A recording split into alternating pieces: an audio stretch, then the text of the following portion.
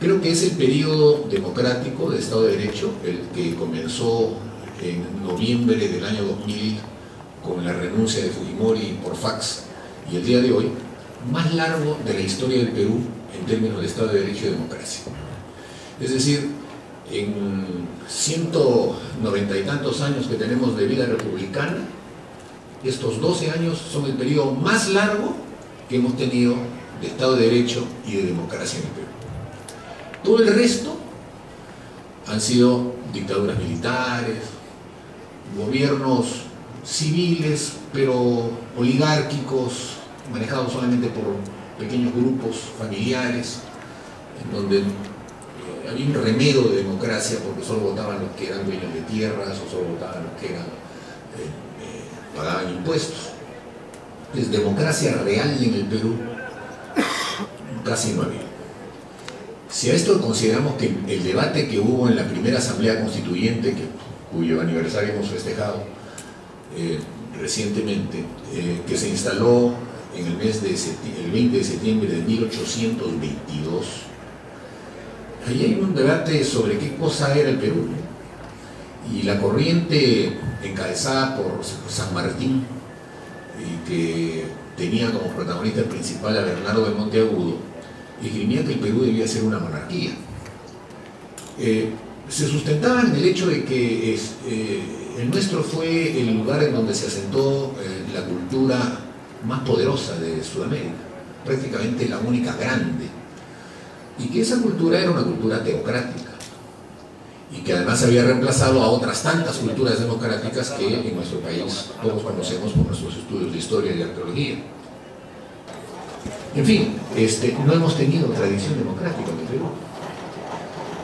Y como se ha señalado aquí, presumo, porque estoy viendo el tema del Latinobarómetro, somos uno de los países con menos apego al sistema democrático en América Latina. Incluso en una pregunta adicional que hace el Latinobarómetro sobre si los peruanos, si los ciudadanos cumplen con las leyes, el Perú sale uno. Mientras el Uruguay, Argentina todavía tienen estándares por encima de 55, 60%, en el Perú sale 12%. Nada más de los ciudadanos consideran que hay que cumplir las normas. Entonces no hay cultura ni tradición democrática en el Perú. La tradición más bien es que las normas democráticas, el apego republicano, se ejercen solo cuando se trata de hostigar al enemigo. Pero los que están en el poder, para ellos la ley no rige.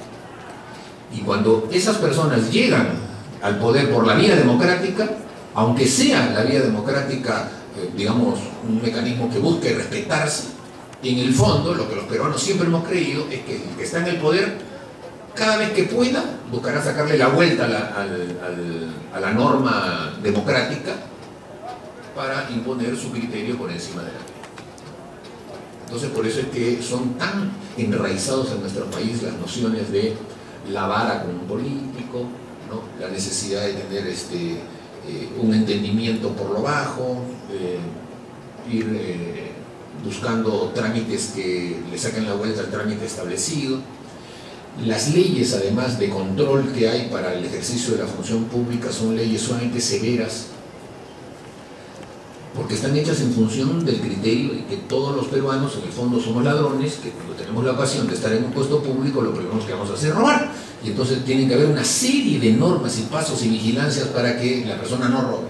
Y como que efectivamente ocurre demasiado que se roba, entonces cada vez le ponemos más normas a todos los sistemas de contrataciones del Estado, por ejemplo. Y como la capacidad de control que puede tener el propio Estado es nula, es mínima, y el Poder Judicial al mismo tiempo no da las muestras de una auténtica reforma que lo lleve a considerar que están entrando realmente por un proceso de hacer respetar la ley, entonces el criterio generalizado es que en el fondo la democracia es simplemente un estado de cosas en el que existe libertad de prensa, existe libertad de pensamiento, pero el desorden se generaliza. Y entonces por eso es que hay ciudadanos que consideran que la única manera de resolver los problemas de un país, o un país como el nuestro, es con alguien que mande bien. Aquí hace falta un buen dictador. Y eso no es un tema de ahora, son temas que se han repetido en los últimos 200 años.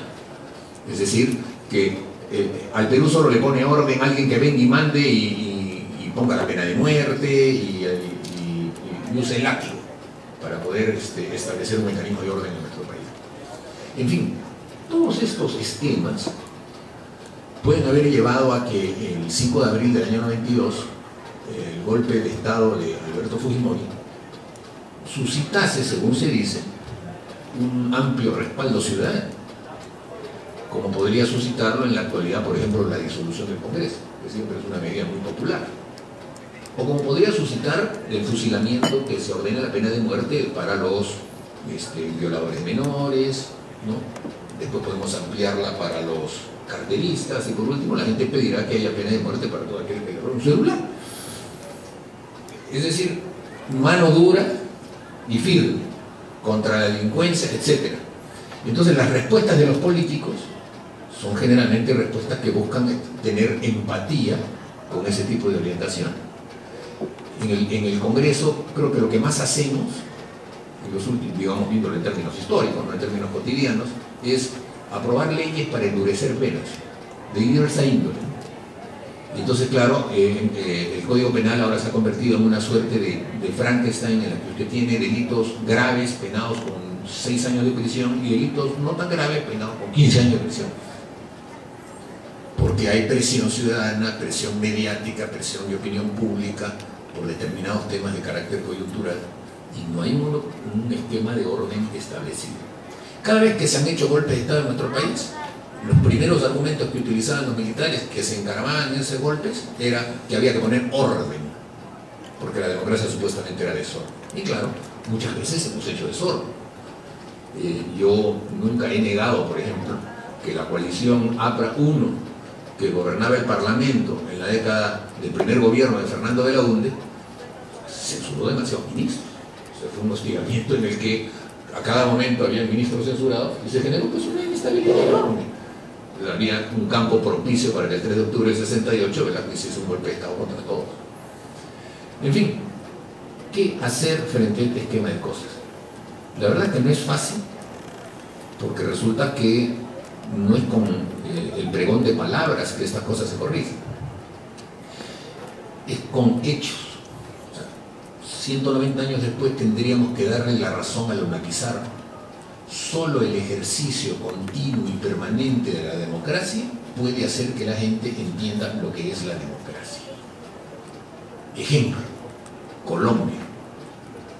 Colombia es un país que hasta el día de hoy tiene una guerrilla muy fuerte que le ha producido cerca de 600.000 muertos en los últimos años, que data del año 48, que está vinculada al narcotráfico, que ha además penetrado las estructuras del poder muchas veces con corrupción, y sin embargo, Colombia es un país que desde que se fundó hasta el día de hoy ha tenido sucesivamente, en forma ininterrumpida, salvo un interregno de 3 años de la dictadura del general Rojas Pinilla en los años 50, gobiernos cada 4 años, con elecciones. Han tenido guerras civiles entre liberales y conservadores todo el siglo XIX. Sin embargo, siempre había procesos electorales, aunque al comienzo no fueran muy democráticos, entre liberales y conservadores, y hasta el día de hoy tienen un sistema democrático que no se ha colapsado ni se ha puesto en entredicho por más violencia que hubiera. Entonces el argumento de que podía en algún momento aquí un movimiento subversivo tomar el poder y quedarse con el país y que por eso había que hacer un golpe de Estado, no resiste análisis si vemos el tema de Colombia. De manera que la única fórmula no es que alguien imponga un gobierno distinto al que se debe pregonar para supuestamente desde ahí enseñarlo, sino que hay que ejercerlo. Estos 12 años de democracia en el Perú no van a ser suficientes como para que la generación de ustedes todavía tenga absolutamente claro e impectore el esquema democrático. Y me refiero sustantivamente al hecho de que la democracia no es solo ir a votar cada 5 años. La democracia no es tampoco el tener libertad de prensa, ni tener oportunidad distinta. La democracia también tiene que cumplir un rol social. Es decir, si la democracia produce ricos y pobres, es difícil hablar de democracia. aunque cada uno de ellos pueda votar igualito en una cámara secreta cada 5 años, pero saliendo de la cámara secreta ya no son iguales. Democracia no puede haber si es que realmente esta está sustentada en la profunda desigualdad, en la exclusión, en el abandono. Y por lo tanto el rol de la democracia no puede ser solamente el de limitarse a los esquemas de carácter constitucional, sino que tiene que ser una democracia que promueva que una economía sea redistributiva y esa redistribución genere rupturas de desigualdad y mecanismos de horizontalización de la igualdad en un país como el nuestro. Y creo que solamente ese esquema puede dar frutos en el sentido de que la persona que se encuentra en una posición desposeída y que empiece a tener ya un mecanismo de inserción en la economía y le permita tener un empleo, hacer que sus hijos vayan a la universidad, hacer que él mismo pueda cultivarse en algo, gastar en estudio, en aprendizaje, solo eso puede llevar a que una persona se considere realmente ciudadano, y no como generalmente ocurre, en el sentido de que hay una desaprensión con respecto al esquema de convivencia social. El Perú todavía tiene muchas cosas que resolver en ese tema, pero las está haciendo. Y yo creo que en la medida en que crezcan las clases medias, en que crezca el empleo efectivo, irá creciendo la condición de ciudadano. Y eso es lo que ha permitido que países que hasta hace 50 o 60 años se entremataban entre ellos, como son los países europeos, con guerras que producían 20 millones de muertos, se haya desarrollado tanto el sistema democrático que sea absolutamente impensable que ahí pueda una de las monarquías que tienen realmente ser una monarquía real. Ahí las democracias efectivas están enraizadas en la población porque tuvieron el crecimiento económico que se los permitía. Pero cuando no tuvieron ese crecimiento económico, tuvieron dictaduras. O sea, la explicación por la cual Hitler es elegido canciller en Alemania el año 32 con la votación máxima que le había dado el pueblo alemán era por la crisis económica en la que estaba Alemania, y en donde las grandes masas estaban desposeídas y querían una salida de carácter autoritario que supuestamente les iba a resolver sus problemas. De manera que no puede haber pues entonces democracia con gobiernos oligárquicos o democracia con gobiernos que generen desigualdad o generen abandono y pobreza.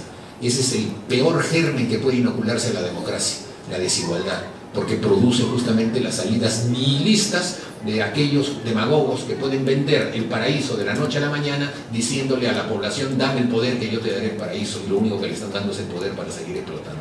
De manera que con estas pinceladas espero haber puesto pique en Flandes también. Muchas gracias.